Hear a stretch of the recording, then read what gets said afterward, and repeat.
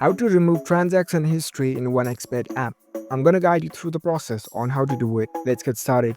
First of all, on your phone, launch the OneXBet app. After you are in the app, make sure that you are logged in with your account. Now, in order to remove the transaction history, you need to go to the history page. Here in this home screen, at the bottom right corner, you can see this history option. Tap on this. Now you are in your history page. If you have multiple accounts, you can even select from the accounts. In order to check their individual history, tap on this all accounts. Select the accounts whose history you want to delete.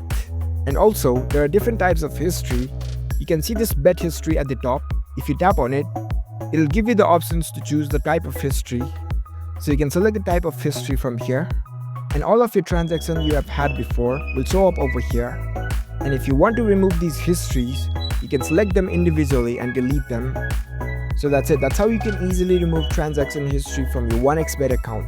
If you found this video helpful, don't forget to give this video a thumbs up and subscribe to our channel for more tech tips.